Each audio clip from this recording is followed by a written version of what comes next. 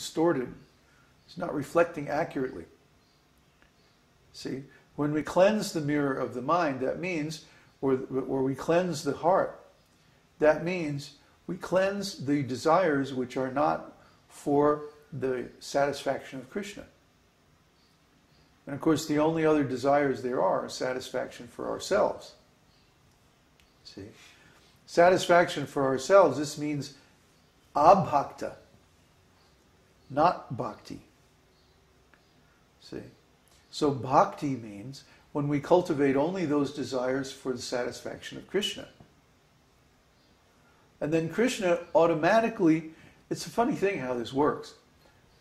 We don't care about getting things for ourselves, but we only care about pleasing Krishna. Krishna automatically arranges that we get everything that we need for ourselves. Starting with happiness and love. Because if we have a relationship with Krishna, Krishna automatically reciprocates that knowledge from within our hearts. And we feel happiness and we feel loved. And we don't even know where it's coming from. But we feel satisfied inside.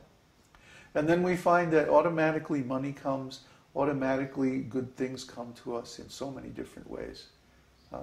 Automatically we get knowledge, we get fame, we have friends, we have a nice work to perform, we have a good relationship with other people in the world, all because we're serving Krishna.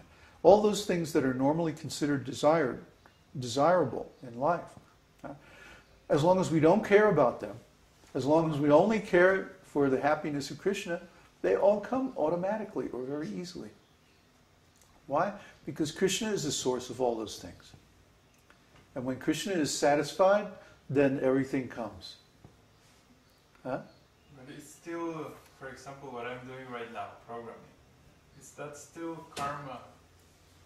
Karma Mishra Bhakti, isn't it? No, because you're acting under the instructions of your spiritual master to solve an intricate problem in the organization of the mission of Krishna in the West. Try to understand the scope of what you're doing. Okay? We have a sangha. And in all the previous sanghas which have been established in the West, fundraising has been the main activity of the majority of the devotees in the Sangha. Look at ISKCON or look at Gaudiya Math or look at any of the Sanghas that exist. What are the devotees doing? Going out and selling books or going out and selling something or somehow or other collecting money. And that's the majority or the main activity of the majority of the devotees in the Sangha. Even in the farm communities that we've seen, for example, New Talvan or New Vrindavan, what are the devotees doing? Going out and collecting. Or operating some business. And all of this takes a great deal of time and energy, which is then not available for direct devotional service. Why? Because we live in the midst of an ugra karma society. This whole global corporate industrial consumer society that we live in is called ugra karma, which means unnecessary, unwanted work. Nobody wants this work, like we were talking about. You get up in the morning, you go to this building, and you do this work that you really don't want to do. That somebody has to tell you, you do this, you do that. That's ugra karma, unwanted work. Just like unwanted children. Children that are conceived without having a desire to conceive children. But when people have sex like animals, just for their own pleasure, and the children are conceived accidentally, that's called Varna Shankara. Unwanted population. Undesirable population. Population in the mode of ignorance. So similarly, in all of the Vaishnava Sanghas that have existed in the West up to this point, most of the devotees are involved in some kind of unwanted work. Maybe in the beginning they're all hyped up and excited about Krishna consciousness, and somehow or other they get the enthusiasm to go out and collect the money for the mission or for their spiritual master or something like that. But after a while, they lose their enthusiasm because actually nobody wants to go out on the street and make a fool of themselves. And also, because of this, the preaching has become very distorted, where they're only calculating the success of preaching by how many books are distributed. But in reality, success of preaching means that people are convinced about this devotional service. This means extensive education and promotion are necessary. So because preaching has come to mean simply collecting funds, by any means whatsoever, the whole thing has become distorted. And actually has become deviated from the purpose of pure bhakti, serving Krishna and pleasing Krishna.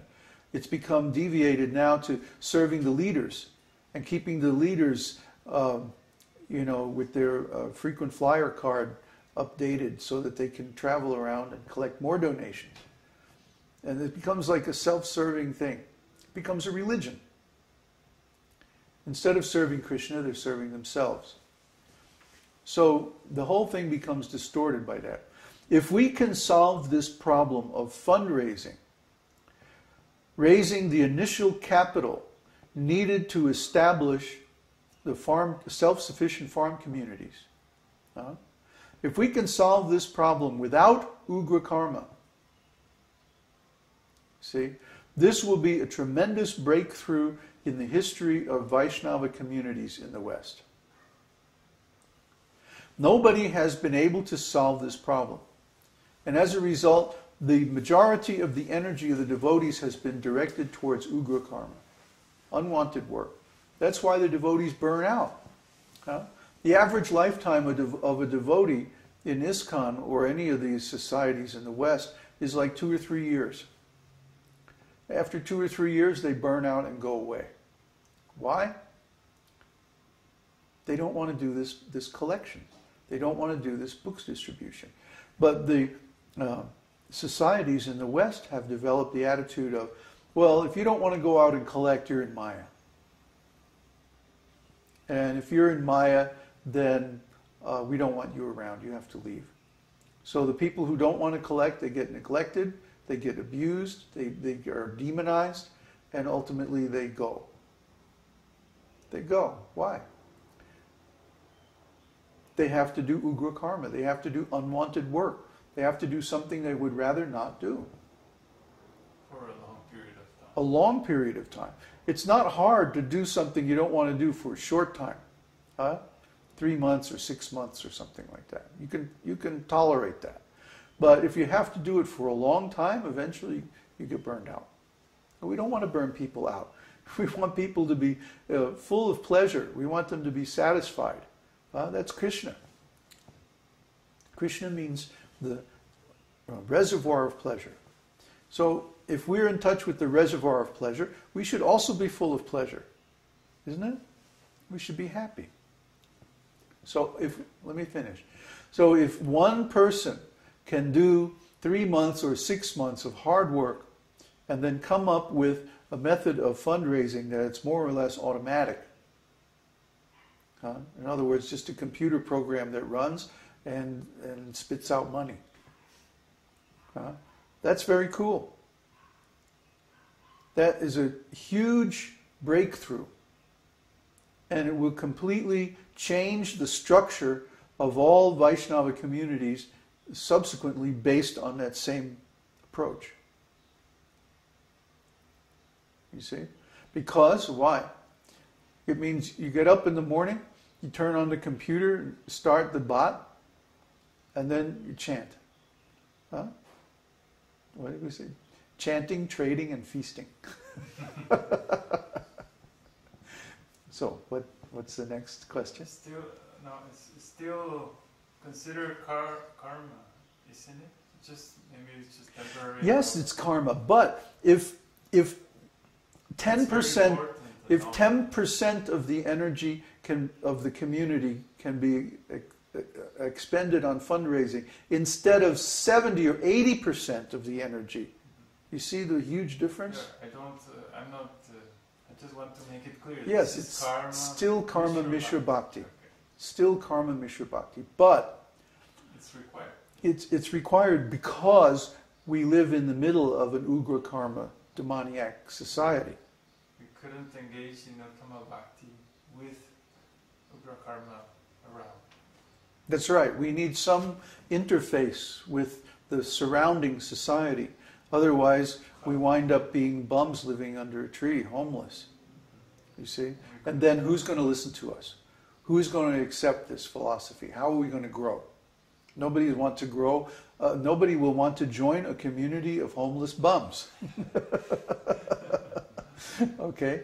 But if we can, say, reduce the amount of energy of the whole community that we spend on fundraising from 80% to 10% or less, then so much energy is